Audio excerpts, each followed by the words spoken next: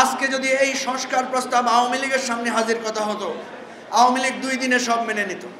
গণতান্ত্রিক শক্তিগুলোকে ভাবতে হবে, কেন বারবার আমাদের মাঝে এই দ্বিদলীয় এই স্বৈরতান্ত্রিকতার রাজনীতি ফিরে আসছে? আমাদের কি কোনো ত্রুটি নাই? আমাদের কি কোনো ভুল নাই? আমাদেরকে নতুন রাজনীতি করতে গেলেই আমাদেরকে জাসদের উদাহরণ দেয় সবাই। আরে মিয়া, তোমরা কোত্থেকে আইছো?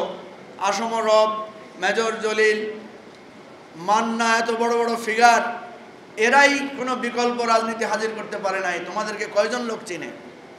কি বলেন, এটা বলে না আমাদেরকে?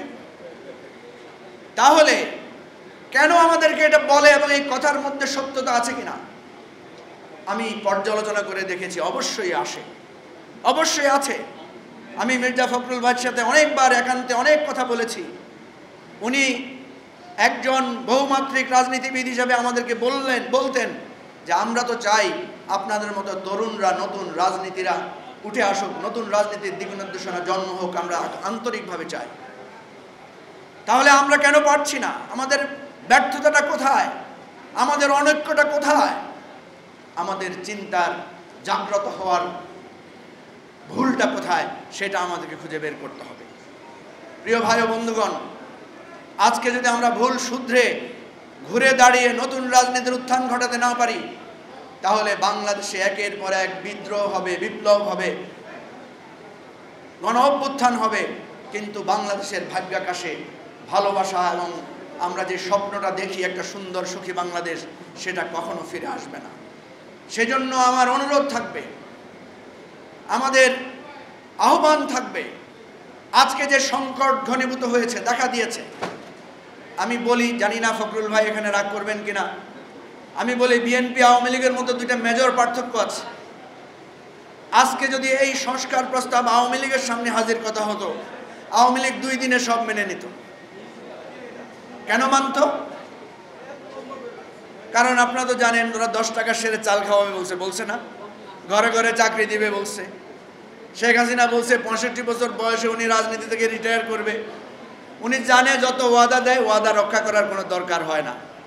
এই জন্য উনি 1 সপ্তাহের মধ্যে সমস্ত সংস্কার প্রস্তাবে সাইন করে ফেলতেন। কিন্তু বিএনপি সাইন করে না। আজকে 8 মাস ধরে বিএনপি নানা বিষয়ে চুলচেরা বিশ্লেষণ করছে। কেন করছে? কারণ কি বিএনপি জানে যে ক্ষমতায় গেলে তাকে জবাবদিহিতার মুখে পড়তে হবে, তাকে প্রত্যেকটা ইস্যু হয়তো পালন করতে হবে। এই যে বিএনপি শুধু ভাবে যে আমি ক্ষমতায় গেলে এই দায় দায়িত্ব পালন করতে হবে, এই ভাবতে ভাবতে 15 বছর ধরে ক্ষমতায় আসতে পারে না। পার্থক্য হলো এখানে। যদি এমন হতো, এই আওয়ামী লীগ বিএনপির মধ্যে যদি এমন পার্থক্যটা আমরা দেখতাম যে 1 সপ্তাহের মধ্যে বিএনপি বলতো হ্যাঁ আমরা এটা করব, সব স্বাক্ষর করলাম, আপনারা সবাই আমাদের সাথে থাকেন, ইনশাআল্লাহ আমরা যা স্বাক্ষর করেছি সব কিছু একসাথে আমরা বাস্তবায়ন করব, তাহলে বিএনপি অনেক আগে ক্ষমতায় চলে আসতো বাংলাদেশ। সুতরাং আমরা বলবো, আমাদের সমস্ত অপ্রাপ্তি, আমাদের সমস্ত বেদনা, আমাদের সমস্ত সীমাবদ্ধতা মূল্যায়ন করে আমাদেরকে নতুন করে এই সুযোগ কাজে লাগিয়ে বাংলাদেশে গঠন করতে হবে। জাসদ আমাদেরকে আগেও পথ দেখিয়েছে, এখনো পথ দেখাবে, ভবিষ্যতেও আমাদের সাথে হাতে হাত রেখে পথ দেখিয়ে চলবে।